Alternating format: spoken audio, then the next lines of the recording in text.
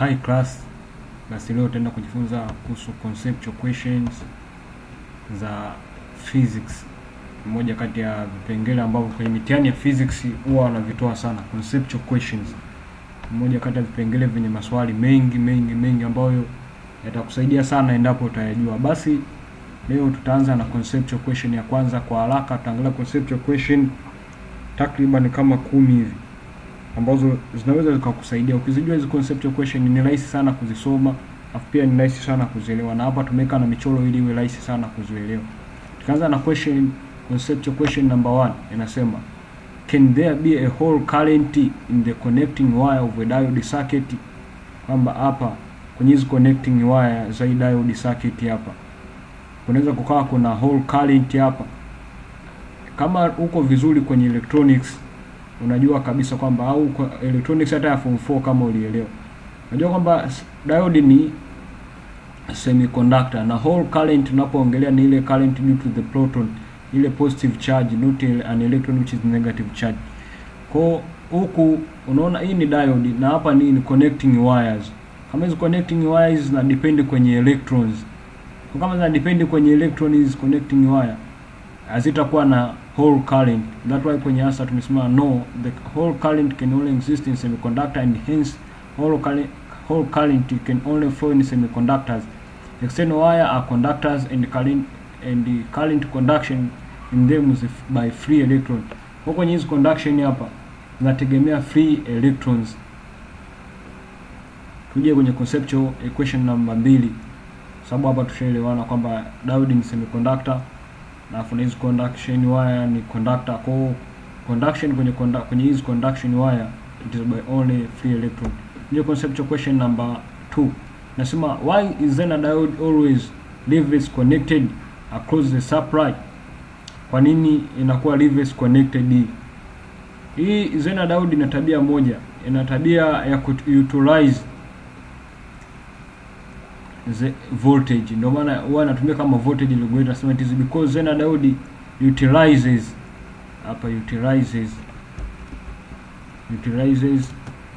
the reverse characteristics for acting as a voltage regulator. Inakuwa na tabia ya utilize reverse characteristic yake ile, anakuja ku act kama voltage regulator. Kuja kwenye mchoro hapo unaona unregulated input, afu kuja kukuta regulated input. Kama ukichukua output hapa na hapa, afu hapo ukaweka input hapo, ikishapita hapa kwenye Zener diode, hii Zener diode ita regulate ile input ndio kupata huku regulated output. That's why hii Zener diode inakuwa connected kwenye supply ya current hapo kwa ajili ya kufanya mambo ya regulation. Then hapo tukiendelea na question number 3 ya conceptual question ambayo ni hii hapa, ambayo ni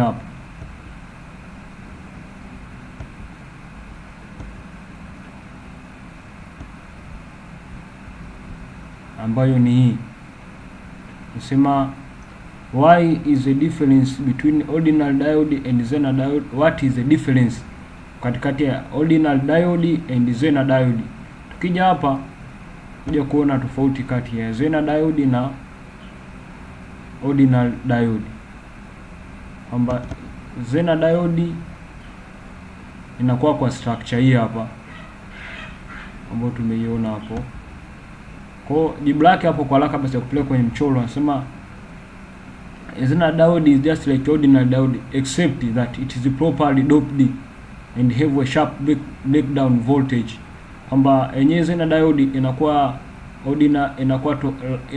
sawa na ile ordinary diode. Ordinary diode ndio ile diode tu ya kawaida, ile diode ya kawaida. Hii ndio diode ya kawaida, hii ndio ordinary diode. Lakini Zener diode ndio hii hapo, hii ndio Zener diode hapo. Kwa hapa anachomaanisha, anakuambia kwamba ziko sawa, lakini yenyewe Zener diode inakuwa properly doped, tofauti na hii diode ya kawaida, afu inakuwa na sharp breakdown voltage. That why zinakuwa hivyo tofauti. Same question number 4, anasema why is output frequency of a full wave rectifier twice the input frequency. Kwa nini ile output frequency ya kwenye full wave rectifier ile kutumia diodes inakuja kuwa ni twice the input? Jibu rahisi hapo, because the output time period ya input is a half that of input. So because the period of output is a half the input, kwamba ile period ya output ile kuja ukichukua ile period ya output ile P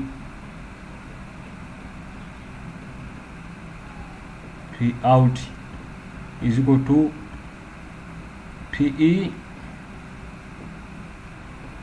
hapa nitumie T hapo. Jibu lake rahisi ni hivyo.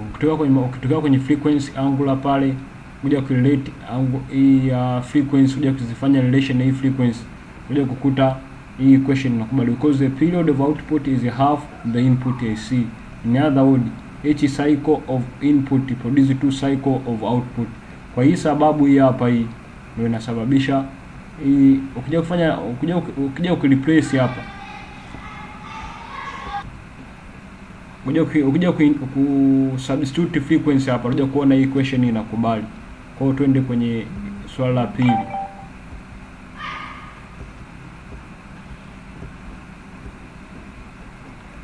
Anasema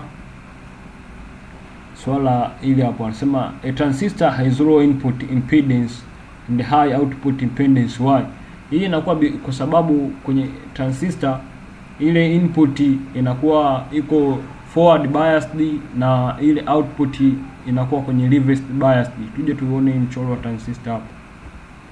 Ndio kuangalia kwenye mchoro wa transistor hapo, tutakuja kuona hapo hiyo kwa nini imekaa hivyo.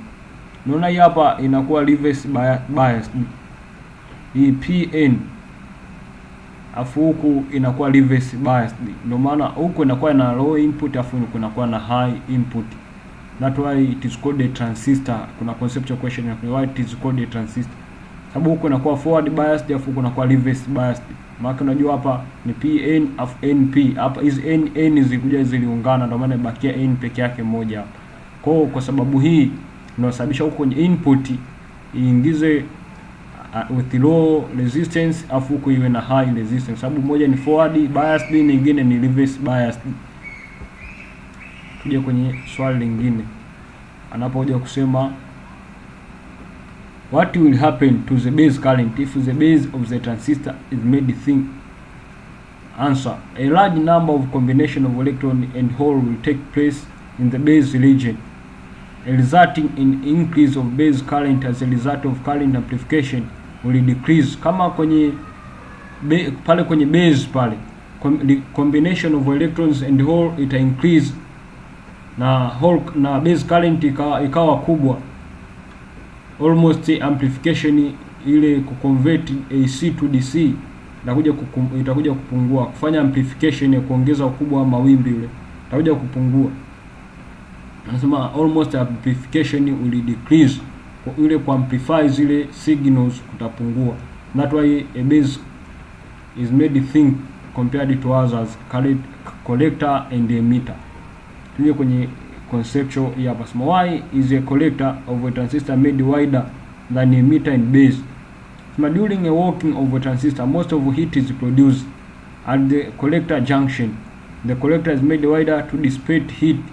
Kwamba almost hata ukiangalia kwenye vifaa vya umeme unavyokuwa unaitumia ile transistor huwa inakuwa ya moto sana. Ndio maana kuja ukaangalia vifaa vingi vya umeme unajua kuta pale wameweka kile cha kupozea transistor pale juu, wameweka kama kile tunaita kama ni kifeni fulani hivi, na kibati fulani kwa ajili ya kuketch upepo ili ije ipoze transistor. That's why kwa ajili ya kudissipate heat, sababu pale kwenye collector kuna combination kubwa ya electron and holes, na najua pale ile energy inakuwa converted to the heat energy, ile kinetic energy inakuwa converted to the heat energy. Kwa hiyo heat inakuwa produce kubwa pale. Kwa hiyo ili kuidissipate ile heat, that's why collector is made wider.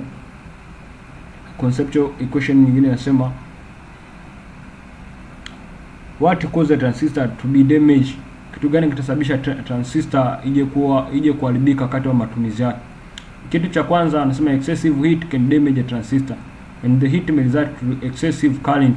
Kama utakuwa ile transistor itakuwa inapitisha umeme mwingi au itapitisha umeme kwa muda mrefu sana, ule flow of current, ile kinetic energy of the electron inapokuwa ina combine na zile holes inakuja kuproduce heat energy. Heat energy inakuja ikiwa kwa muda mrefu inakuja kusababisha excessive heat, inakuja kuidamage transistor.